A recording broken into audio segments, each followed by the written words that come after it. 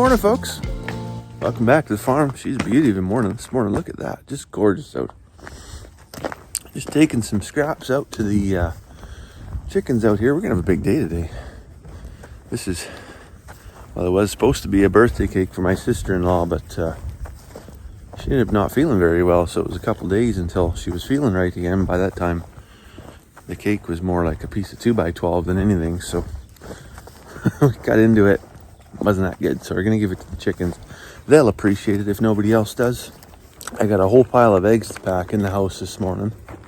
We're not having that big of a breakfast, but a couple 18 packs. I think these are 24 packs. Yeah, 24 packs of white eggs, because we're gonna make some Easter eggs, 4-H with the kids. That'll be good. And then the top one's for breakfast. Just walking by the east side of the house there, and the wife's cooking sausages and scrambled eggs this morning. What a beauty. Anyways, I did say we were going to be busy today. The greenhouse. I think today might be the day, not to put the cover on. Tomorrow will be the day to put the cover on. Today might be the day to get the elephant tractor fired up and get it out of the barn. So last fall, we took it all down. I built a shelf up in the barn. Morning, ladies. I built this shelf up here. They put all kinds of stuff up there. Food grade barrels, the chicken plucker, and the greenhouse cover. Fantastic storage. Been up there all winter, out of the way, out of the elements. So it's also time to take some panels down and start setting aside so I can clean up the barn. Perfect timing. Well, we're out here in the barn. You're going to hear some crying. You're going to hear some crying from one little lamb. So that second set of triplets that we had, we got one that's, definitely the run to the litter. It's evident that she's not able to sustain the 3. So we're pulling one of the triplets off, the smallest of the triplets. It misses its mom right now, but we're going to be bottle feeding it just to make sure that, because we haven't had any losses at all this year. That's kind of an anomaly, right? So we want to make sure we get there. We want to get across the finish line at the end of the season without any losses. Now, of course, a coyote or something might come in and change that for us, but that may be beyond our control, right? Everything that's within our control we want to do to make sure that little one gets to the market at the end of the day. Anyways, typically you would have seen that we would have just taken the panels and folded them up against the wall. We stacked them all up there. I'm going to bring the yellow tractor in here with the grader blade, and I'm going to scoop all this stuff out into the field, and then I'll stack it all up and compost it out there. And I'm going to come back in and grab this pallet up here with that greenhouse kit on it, and then we can tomorrow we can get the greenhouse assembled. Anyways, that's later on still. What I got to do right now is get into the haystack here, get a couple bales for the rams out behind the shop. This is not last year's hay, but the year before's hay. Kept really, really well, but this was, some powder bales that we squared up.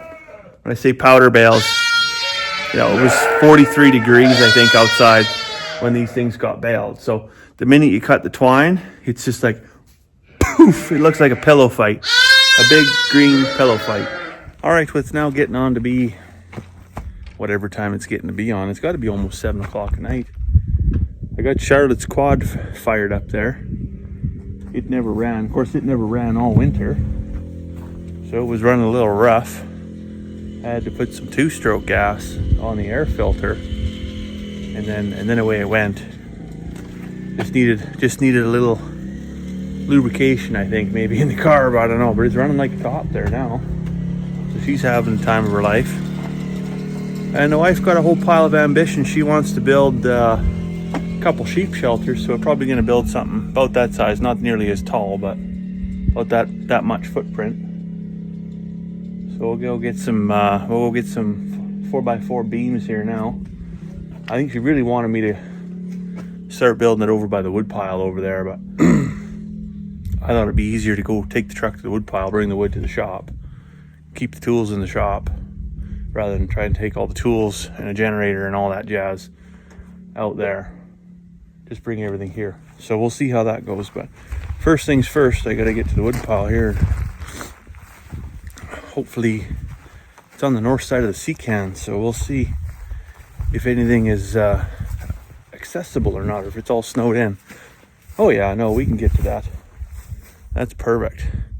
I got all these 4x4, they're all maple and oak. Got all these from whatever that pipe company is out in Wembley. I can't remember now. Tenaris, I think, is what they're called. Anyways, all this stuff comes in on the rail or whatever. So there's all this dunnage. And for a while there, they were just having, I think it was prairie disposal. They just come pick up loads and loads and loads of it. So you could phone and then get on a waiting list, and then they would bring you a load. And so they brought a load and they dumped it right here. And it took me about 5-6 weeks to get it all sorted and all stacked and everything. But we still got to pile these beams. And they work really good for skids under sheep shelters. Well, I thought they were accessible, but they're frozen together. I have to go get a sledgehammer and a pry bar. We'll get them. I fully intended to, gather some lumber, have this whole thing ready to go tomorrow. What I didn't expect to be doing at 9 o'clock at night was like framing studs. And yeah, like it's a thing. We're gonna have this together tonight. We won't have tin on it tonight, I don't think, but we'll have it standing. You know what I find the hardest is the gosh darn angle. So calculating how long that board's got to be to get the pitch of the roof right, and then of course now every stud that goes up there is a different length every 2 feet. So had to improvise a little bit. I can still remember the old Pythagorean theorem there, but how to figure out the sides of a triangle, that's one thing, but then the stud length is completely another. So I basically started with, I just had a board here, set it the same distance on that side, and then calculated between there and there, and there and there, and there and there, and then I'm gonna add 3 feet to it. So that'll be that'll be my cheater math, because I paid more attention in science and English than I did in math class, evidently. Well, I gotta say, that's as far as I'm gonna get tonight. That is much further than I expected I was gonna get. This morning when the wife mentioned this out of the blue, I kind of thought I was gonna be able to run interference, but 4 walls standing tomorrow. I'll put some roof joists up, get some tin on. I'll drill some holes in the skid down here on both sides, hook a piece of chain on, and skid this thing out. And we'll have another sheep shelter. So if anybody's wondering how big this thing is, 3 feet in the back, 5 feet in the front, with a 5 foot by 3 foot door.